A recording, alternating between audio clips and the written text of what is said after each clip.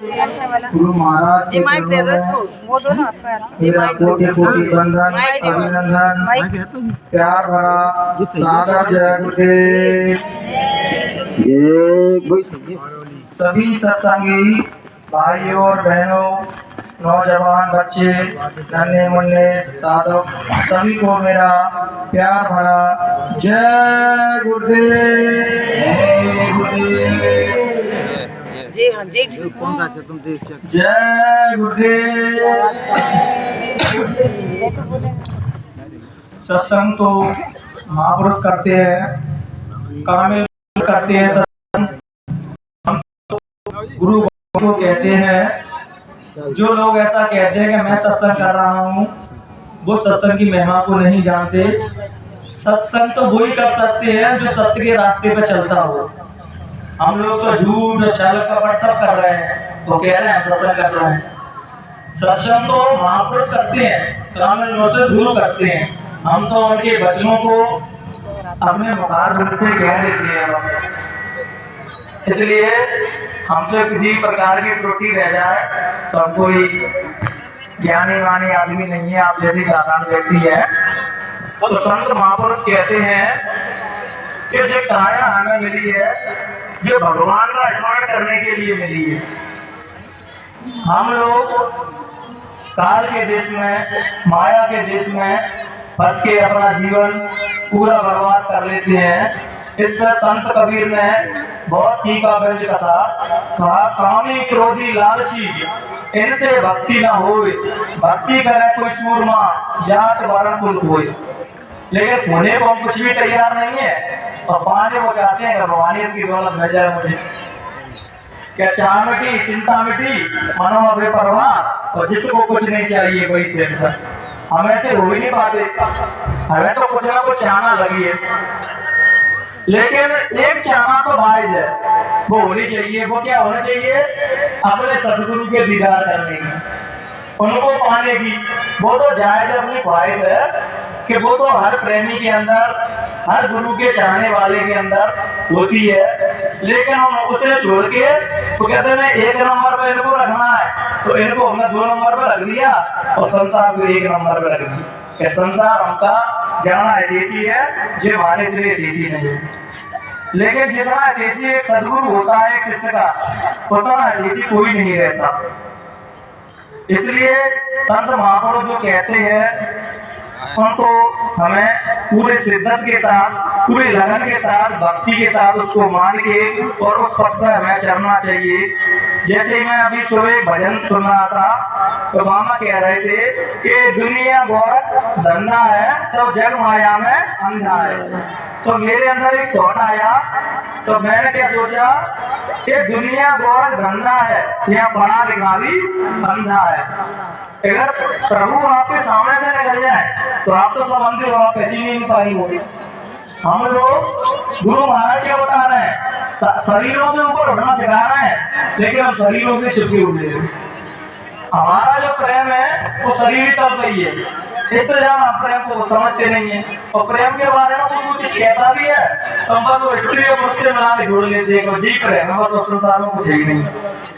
प्रेम तो गुरु शिष्य का, भक्त भगवान का, माँ बेटे का प्रेम तो कई स्वरूप होते हैं। लेकिन प्रेम का स्वरूप आज की जनरेशन ने केवल एक ही समझ लिया, बस वही प्रेम का स्वरूप है।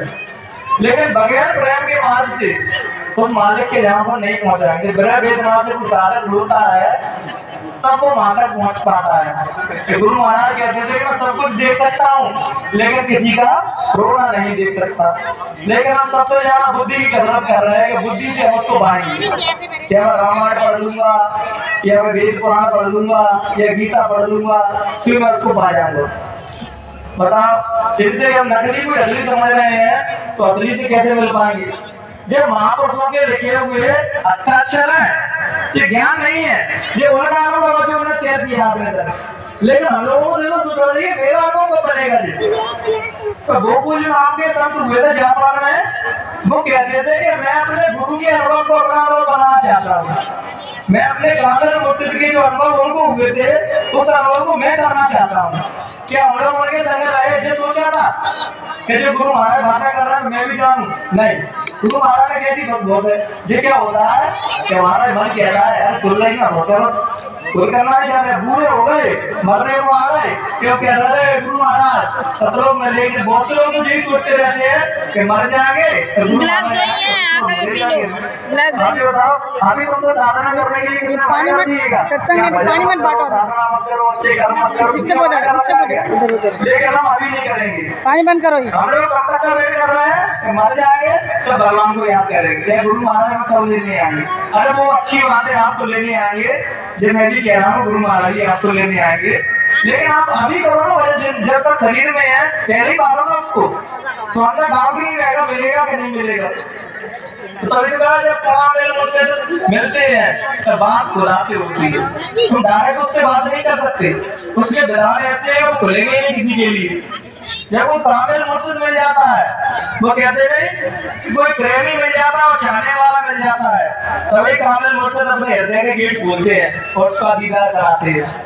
हमें किसी को परमात्मा की चाहना ही नहीं थी, और आज भी मैं देखता हूँ किसी के अंदर चाहना नहीं रहती, वो बस जी में लगे रहते हैं कि मेरा नंबर कब आ रहा है, दूसरे का नंबर कब हट रहा है, बोलने में बस लगे रहते हैं, बुद्धि की उठा बैठा बड़ी पहलवानी करते रहती है। भैया तुम क्या समझ रहे हैं, ये ज्ञान है जैसा उधार की चीज है जो मुझसे सीखी इन्हें ट्रांसफर करते इनसे सीखो तो ट्रांसफर करते, ज्ञान नहीं है। ज्ञान तो साधा जो स्वयं करता है उसको कह सकता है वो मेरा है, उधार का मुझे कहता है दूसरे का है।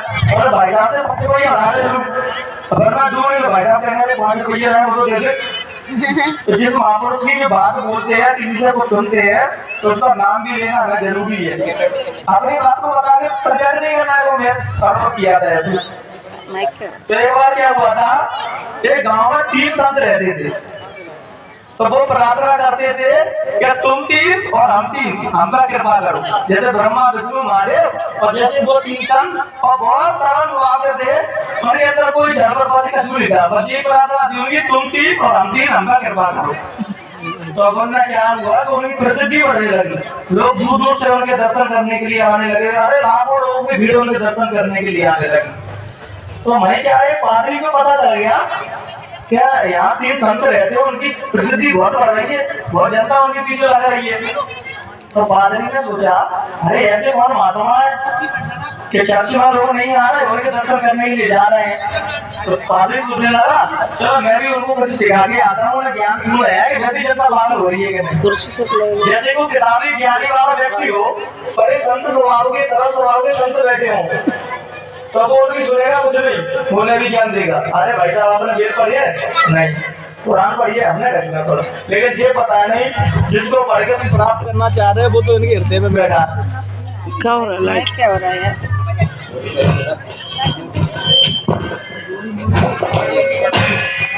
जय गुरुदेव। तो ये बताने के उनके हृदय में वो बैठे हैं, और वो की ज्ञान से नहीं मिलता, वो तो निष्काम से मिल जाता है, जो निष्काम हो जाता है साधक से वो मिल जाता है। तो पादरी गया तो देखा, उन्होंने पूछा कि तुम्हारी साधना पद्धति क्या है, कैसे साधना करते हो? तो उन्होंने कही हमारी भाई साहब वहीं से कुछ हो रहा है, इको कम कर रही धर्मेंद्र कहाँ चला है? आके बैठो। तो वो कहने लगे बच्चन में बैठे रहे थे महाराज मैं तो कोई महापुरुष है नहीं, मैं तो जो ज्ञानी होता है वो तो अपने मुख से कहता नहीं कि मैं ज्ञानी हूँ, बड़े बड़ाई ना करें बड़े ना बोले बोल, और हीरा मुख से ना कहे कि लाख हमारा मूल। तो जब वो कहने लगे ऐसे कि महाराज हम तो कुछ नहीं जानते, हम तो बस सीधे सबसे आदमी है जी कहते रहते तुम 3 और हम 3 हमका कृपा करो। तो बोलने के ये भी कोई साधना है, ये भी कोई प्रार्थना है? ये कोई प्रार्थना नहीं है, ये तो झूठी प्रार्थना है। तो नहीं महाराज तुम ही बताते हुए, हम तो अज्ञानी है, पढ़े लिखे है नहीं है, जाना जानते कुछ नहीं। तो उन्होंने 4-5 पेश की ऐसी प्रार्थना बता दी कि इसको आप याद करो तभी आपकी इबादत कबूल होगी। किसी ने क्या खूब कहा है कि इबादत सजदे में सर यहाँ झुकता है और इबादत कबूल वहाँ होती है परमात्मा के। तो उन्होंने कहा ठीक है महाराज आपने सही पद्धति बता दी, हम तो गलत पद्धति से याद करने लगे परमात्मा को। तो भैया वो रटने लगे और पादरी नाव में बैठ गए और पार करने लगा नदी। तो संत क्या वो सीधे स्वभाव के थे, उन्हें मोटी बात है याद ही नहीं होती, याद किताबी बात है। तो दौड़ लगा दी नदी में उन्होंने, वो तो नाव में जा रहा उन्हें सीधे दौड़ लगा दी। अरे महाराज हम भूल गए प्रार्थना में बता दो।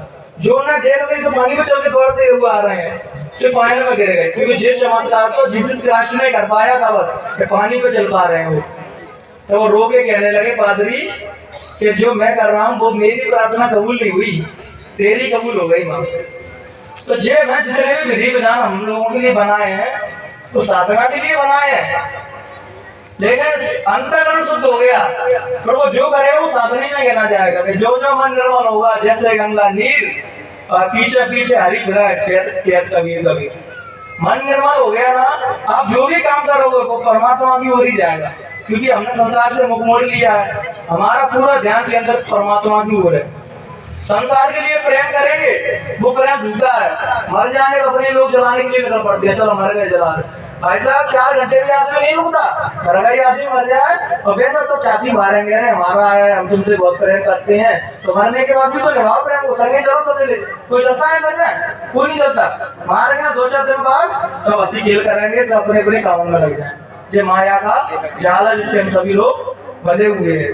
तो प्रेम करना है फिर तो ध्यान गैरों से हटा मुझे पाने के लिए, तो उसको पाना है तो संसार को तुम्हें भूलना पड़ेगा। तो क्या सदगुरु कहते थे अगर तुम मुझे देखोगे मैं तुम्हें देखूंगा, तो उसको मैं ऐसी कपड़े पहने ऐसे करके मैं अपने शिष्य को ढक लेता हूँ, उसको संसार कुछ नहीं देखता, केवल मैं ही देखता हूँ उसको।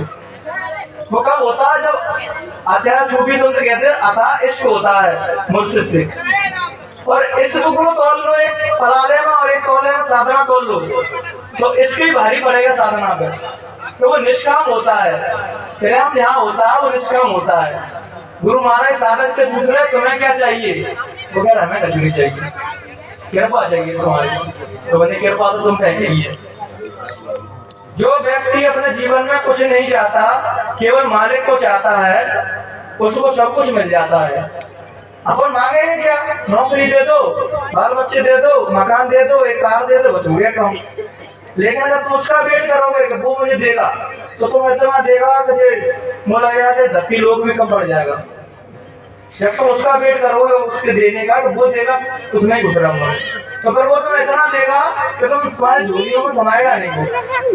लेकिन हमेशा चतुर है कि गुरु महाराज ने भूल ही जाए, गुरु महाराज क्या भाई सुन रहे हैं नहीं, तो कह देता गुरु महाराज नौकरी लगवा दियो, गुरु महाराज ये करवा देगा, गुरु महाराज वो कर, आपका सब रो रहे हैं, अरे गुरु महाराज आ जाओ आ जाओ। अब आप आपके सबके सामने भी आ गए ना तो आप कुछ नहीं करोगे, मुझे पता है। आप 5 जियाओगे 10-5 रुपए दियाओगे और गुरु महाराज की गाड़ी घूम के चली जाएगी, आप कुछ नहीं करोगे बस। इसलिए भजन करो, उनको अपने अंतःकरण में देखो, अंतःकरण में देख लोगे तो ना तो कहीं बात दूर है ना तुमसे कहीं, हमेशा रोज देखो उनको। लेकिन हम क्या देख रहे हैं, अरे गुरु महाराज आएंगे आगे, मैं भी चाह रहा हूँ आजा, बढ़िया बात है, लेकिन तो करोगे क्या आने के बाद, बच्चे तो करोगे भैया बहना आपके पास और विचार हो तो मुझे बताओ भाई क्या करोगे तुम, चल दो ना सब कुछ छोड़ छाड़ के नहीं जाओगे, देखेंगे मोड़ी मोड़ी की शादी रह गए गुरु महाराज हमें मरे तो भाई नहीं है कभी तो जाएगी दर्शन सदगुरु की, चाहना तो कर रहे हैं कि वो आ जाए, लेकिन उन्हें सब जाने के लिए कोई तैयार नहीं, पहले भी तैयार नहीं थे अब भी कोई तैयार नहीं होगा। तो चलिए अपने तैयार तो उसके लिए सतियों की बातें कर रहे हैं, कुछ माता की बातें कर रहे हैं, और वहां नीचे इस तरह का आ जाओ तो कहना किस हो जाएगी आवाज में। जय गुरुदेव जय गुरुदेव यही नाम देंगे।